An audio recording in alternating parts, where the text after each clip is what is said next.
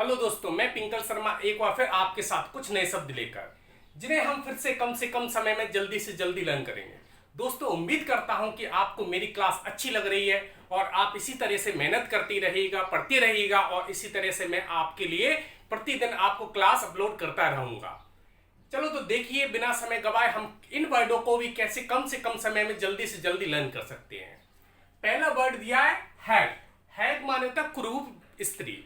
हैग माने कुरूप स्त्री है। इसको हम रिलेट करेंगे हग से। हग माने होता है गले लगाना।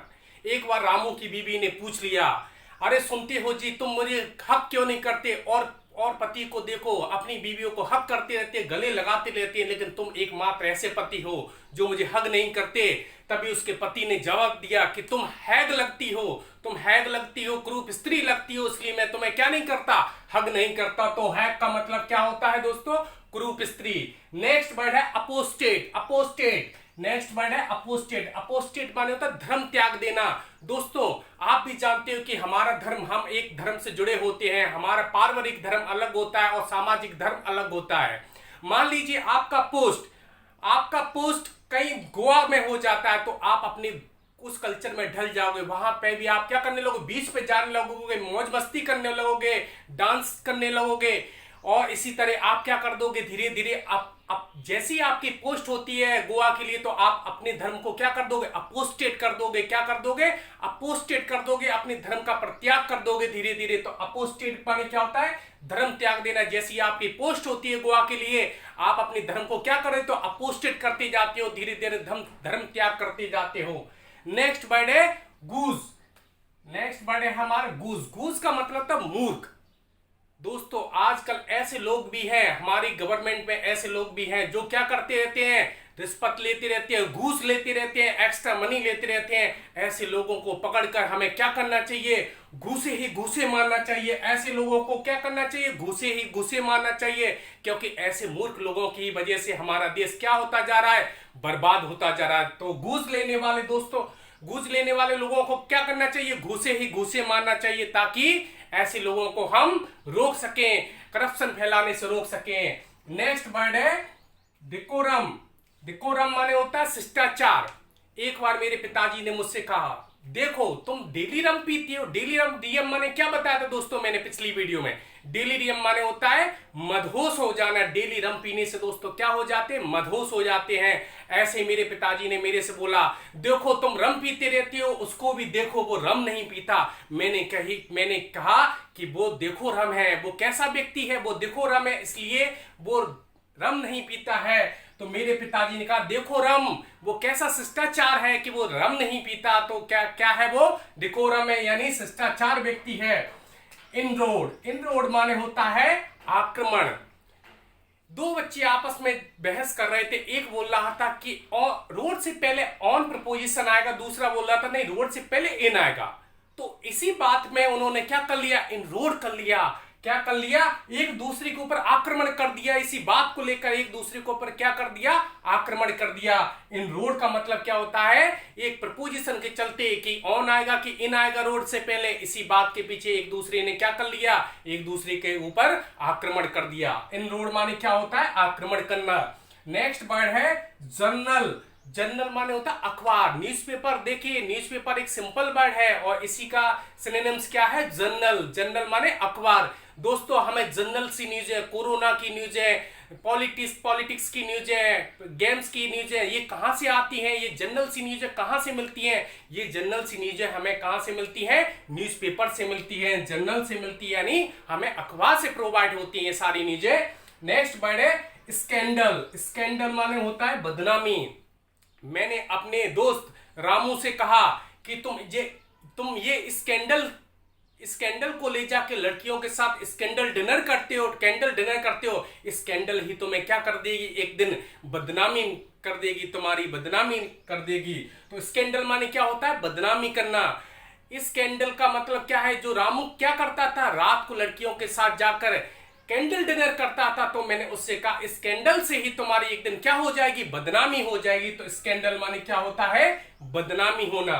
नेक्स्ट वर्ड है दोस्तों हमारा स्मार्टियन। स्मार्टियन का मतलब होता है मदद करने वाला। स्मार्टियन का मतलब होता है मदद करने वाला। स्मार्ट आपने दोस्तों कई सारे व्यक्ति देखोगे, लेकिन दोस्तों स्मार्ट वही नहीं होता। एक्सटर्नल ब्यूटी हमेशा सुंदर नहीं होती, इंटरनल ब्यूटी हमेशा सुंदर होती है। इंसान की अगर आपको देखना है ब्यूटी तो इंटरनल ब्यूटी देखी, ना कि एक्सटर्नल ब्यूटी भी देखी है। तो स्मार्ट व्यक्ति वही होते हैं जो चेहरे से स्मार्ट नहीं होते बल्कि दिल से स्मार्ट होते हैं, जो दूसरे लोगों की, गरीब लोगों की, असहाय लोगों की मदद करते हैं। ऐसे व्यक्ति कैसे कहलाते हैं? स्मार्टियन कहलाते हैं। स्मार्टियन, स्मार्टियन माने कैसे होते हैं? स्मार्ट लोग कैसे होते हैं? स्मार्टियन टाइप के होते हैं जो दूसरों की मदद करते हैं। नेक्स्ट वीडियो है चैपल। चैपल, इसको चैपल, उसको हम रिलेट, चैपल माने तो गिरजाघर। आप भी जानते हो गिरजाघर एक मंदिर के समान होता है, तो चैपल को करेंगे चप्पल से। दोस्तों आप भी देखते हो जब कभी भी आप मंदिर के दर्शन करने जाते हो या किसी धार्मिक जगह के दर्शन करने जाते हो तो या चप्पल या शूज जो भी हो वो बाहर उतार के जाते हो।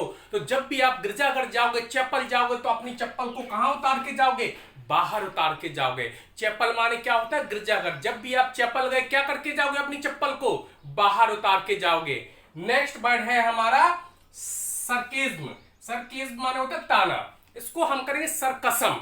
सरकसम, सर एक बार मुझे ताना दे रहे थे कि तू पढ़ता वढ़ता कुछ नहीं है, तू दिन भर क्या खेलता रहता है? फ्री फायर खेलता रहता है। तो यह ताना मुझे एक इतना बुरा लगा कि मैंने अपनी सच्चाई को प्रूव करने के लिए सर की कसम खा गया। क्या कर गया? सर की कसम खा गया। मैंने बोला सर आपकी कसम खाता हूं, मैं अब पबजी नहीं खेलता हूं। तो सर कसम, जैसे ही सर ने ताना दिया मैंने क्या कर लिया? सर की कसम खा ली। तो सर कसम माने क्या होता है? ताना देना। नेक्स्ट वर्ड है हमारा बम्पकिन। अगर दोस्तों मैं यहाँ बी की जगह पी कर दूं तो क्या हो जाएगा? पंपकिन। बम्पकिन माने होता है गवार। एक ऐसा व्यक्ति था, देहाती गंवार था, कि वो कहीं भी बर्थडे पार्टी हो चाहे मैरिज एनिवर्सरी हो, वो हर किसी के लिए क्या गिफ्ट लेके जाता था? वो बस पंपकिन ही लेके जाता था। क्या? कद्दू लेके जाता था। पंपकिन मानो था कद्दू, यानी वो अपने साथ क्या लेके जाता था? कद्दू लेके जाता था गिफ्ट में। तो लोग उसे क्या समझने लगे? बम्पकिन समझने लगे। क्या समझने लगे? बम्पकिन समझने लगे। तो बम्पकिन माने क्या होता है? गंवार समझने लगे। नेक्स्ट वर्ड है दोस्तों हमारा बूरिस। बूरिस माने भी गंवार होता है। इसका सिनोनिम्स है, बम्पकिन का सिनोनिम्स है गंवार, यानी बूरिस। बूरिस, आप वो ऋषि, वो इंसान ऋषि तो बन गया। ऋषि तो जानते हो ऋषि मुनि होते थे पिछले जन्म में, पिछले पुराने टाइम पर। तो वो इंसान ऋषि मुनि तो बन गया, लेकिन ऋषि मुनि बना, लेकिन कैसा बना? आसाराम जैसा बना। कैसा बना? आसाराम जैसा बना। तो वो ऋषि बना, लेकिन कैसा बना? वो ऋषि बना, गंवार टाइप का बना। वो हमेशा क्या करता था? अपनी गुफा के अंदर रहता था। तो वो ऋषि बना, लेकिन कैसा बना?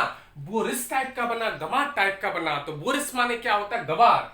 नेक्स्ट वर्ड है हमारा एसिडुअस। एसिडुअस माने होता है मेहनती, हार्ड वर्कर, इंडस्ट्रियस। ये सारे इसके सिनोनिम्स है। एसिडुअस, एसिडुअस माने मेहनती। ऐसी दुआ दो भगवान, ऐसी दुआ दो भगवान कि हम भी क्या हो जाए? एसिडुअस बन जाए। हम भी कैसे बन जाए? एसिडुअस बन जाए, मेहनती बन जाए, इंडस्ट्रियस बन जाए, हार्ड वर्कर बन जाए। तो ऐसी दुआ दो भगवान की हम भी कैसे बन जाए? और लोगों की तरह मेहनती बन जाए। नेक्स्ट वर्ड हमारा आता है एसेटिक। एसेटिक, एसेटिक माने सन्यासी। वो एक व्यक्ति ऐसे टिक गया, एक व्यक्ति गुफा में जाकर कैसे ऐसे टिक गया साधना में, जैसे वो ऐसे टिक बन गया हो। कैसे बन गया हो? साधु बन गया हो, सन्यासी बन गया हो। वो गुफा के जाकर अंदर ऐसे टिक गया, एक जगह ऐसे टिक कर बैठ गया और ऐसे साधना में लीन हो गया, जैसे मान लो वो ऐसे टिक बन गया है। ऐसे टिक माने क्या होता है? सन्यासी। टेंट्रम, टेंट्रम माने तो होता है अत्यधिक गुस्सा। अब दोस्तों ये मत सोच लेना कि आप सर तो हमारे रम ही रम से करवाते, रम से। देखिए दोस्तों जो वर्ड कहता है मैं उसी से रिलेट करवाता हूं, और ऐसे वर्ड से रिलेट करना एक एंजॉयफुल भी होता है, और जो इसमें एंजॉय होता है वो चीज हमको जल्दी भी लर्न होती है, और बोरियत वाली चीज हमें कभी भी लर्न नहीं कर सकते। अगर इस तरीके से हम एंजॉय भी करते जाते हैं और आसानी से वर्डों को लर्न भी करते जाते हैं।